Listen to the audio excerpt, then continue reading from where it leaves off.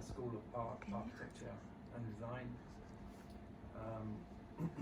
I was also a former student of Christchurch 20 years ago as a BA painting art student, and we had a studio space over at the Sydney Cooper Galleries, which was really wonderful. So today then I'm going to present my paper entitled The Dyslexic Sublime, exploring the art making process through the lens of dyslexia.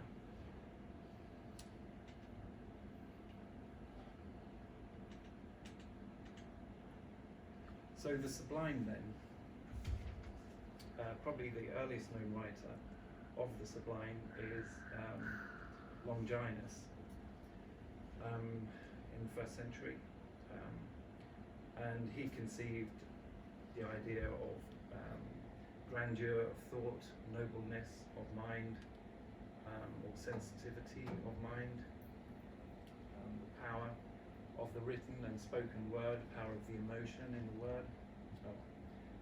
His writing perihypsis, hypsis height, loftiness. This was later expounded by Immanuel Kant in the 18th century, who conceived of the dynamical sublime and the mathematical sublime. Dynamical being related to nature, power of nature, mathematical great in size. And his contemporary Edmund Burke postulated on the duality of pleasure and pain in the sublime, or sense of terror and repetition. So for this research, I'm using the Sublime Principles as a philosophical frame of interpretation in the art-making process of dyslexic artists, and I've called this the Dyslexic Sublime. So much is written on the Sublime and artists who make work of the Sublime, but very little research on dyslexic artists and how the Sublime might influence their work. So this caused me to formulate my research questions I'm in the 2nd year of my PhD now.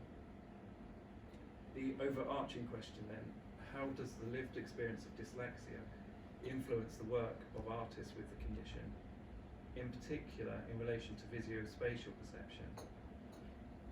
Secondly, how can our lived experience of discrimination, stigmatization and marginalization evoke principle of sublimity in our work, specifically seen through the perspective of what's known as otherness?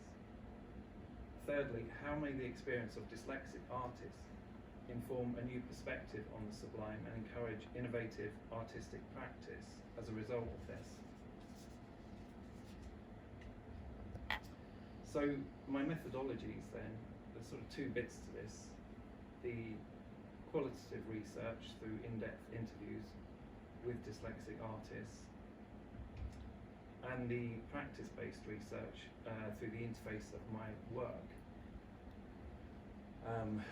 through reflexivity, audio and video recording, for example.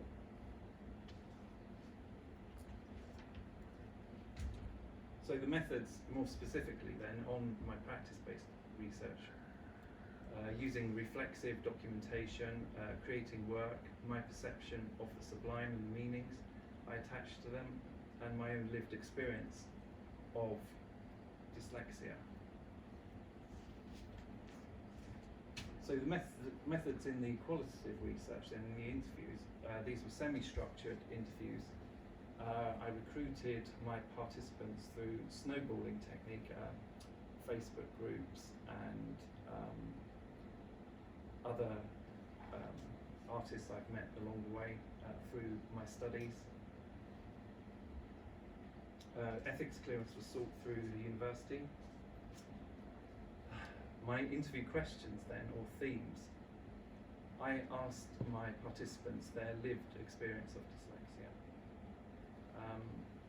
I asked how their art making relates to dyslexia. I asked them their thoughts of the sublime, and even their knowledge of the sublime in the arts was not I asked how their art making relates to the sublime. So my participants then, 9 are female, 11 male. They vary in range of age, 20s to 60s. Their ethnicity and cultural heritage, literally from other sides of the globe. And their career stages as artists varied. Their social and economic status, and some claim to be mildly dyslexic, others severely dyslexic. And diverse art practices. Some were a performance artist, a musician, even a sticker artist, just to name a few. So my method of data analysis then, I used IPA, Interpretive Phenomenological Analysis, to really understand the lived experience of artists with dyslexia, the phenomenon, and the meanings attached to their experience, and their interpretation of that, and my interpretation of that, hermeneutics. I generated codes and analysed emergent themes from that data.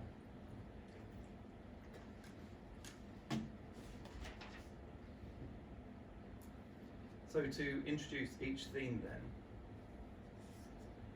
then, the participants indicated being stupefied at school and the trauma related to that. Transcendence of the dyslexic trauma, inclination to the sublime principles such as otherness and outsider, and we discussed their feelings about mind wandering and creativity and how that might be of benefit to them.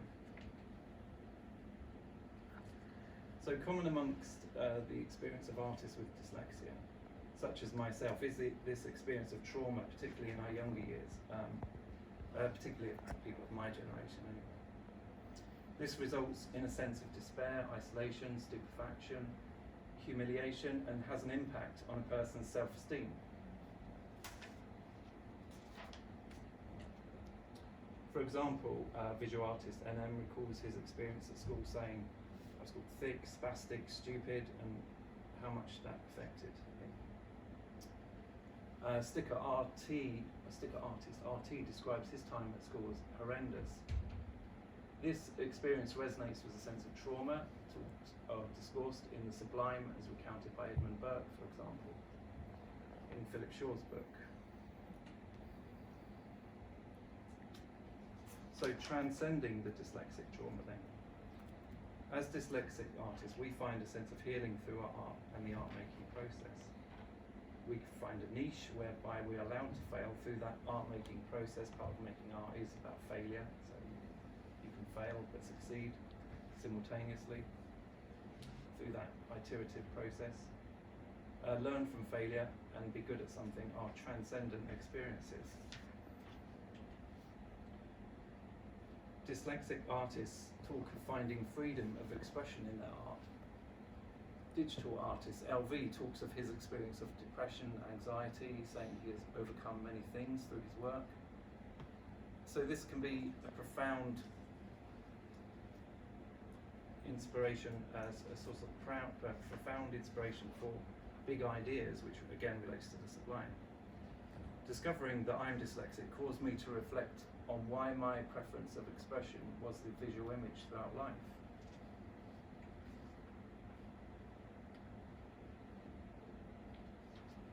So, otherness as dyslexic sublime then. Dyslexia, art and otherness are intertwined. Many dyslexic artists talk of being or feeling like an outsider. Dyslexics deal with this otherness throughout their lives, as cited there by Ursula Mahoney, as not fitting in and being discriminated due to their learning difference. This otherness can also be found in the sublime, such as the suprasensible or the supersensible,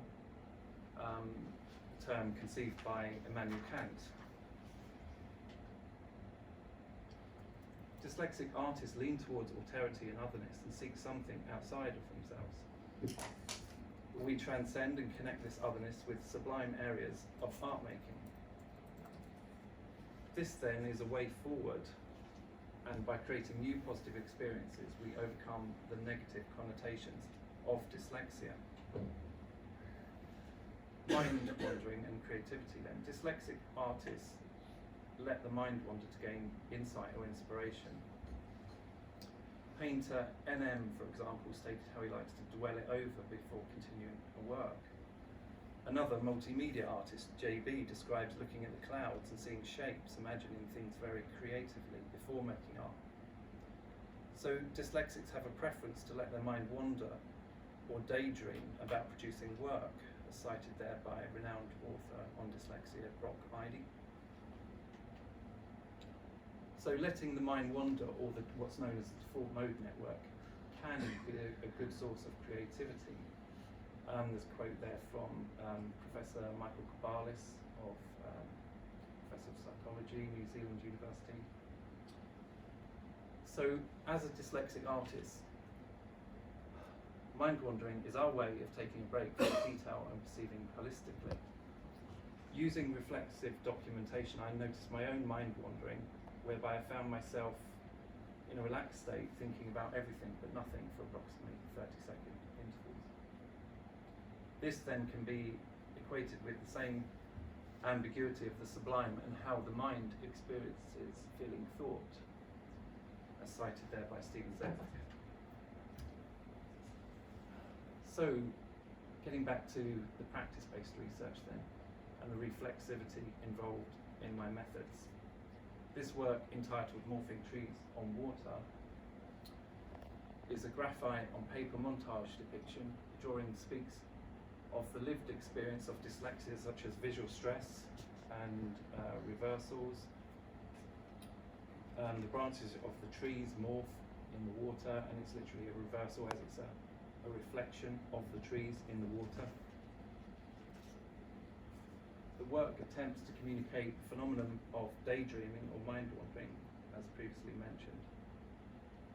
Many dyslexics will recall experiences at school of being accused of daydreaming, seemingly. So this holistic ability of gathering thought, looking outwards at trees through a window, as you see the work's mounted on the wall here, whereas the previous it was on the floor. And taking a break to put things in perspective. So the metaphor of trees morphing on water conveys how myself as a dyslexic artist sees the world from my own subjective experience. The work is a doubling, conveying the principle of symmetrical perception, chiaroscuro, light and dark, sublime principles. Use of the montage to depict the image as a deconstruction, and then a holistic putting back together, which relates to perception again, dyslexia. So the work represents transcendence from the traumatic experiences of discrimination, stigmatization, common amongst dyslexic artists. As we navigate the world, therefore through art, we liberate ourselves from the constraints of our marginalized existence. Here are my references, and thanks very much for listening, and please feel free to ask questions. Thank you so much.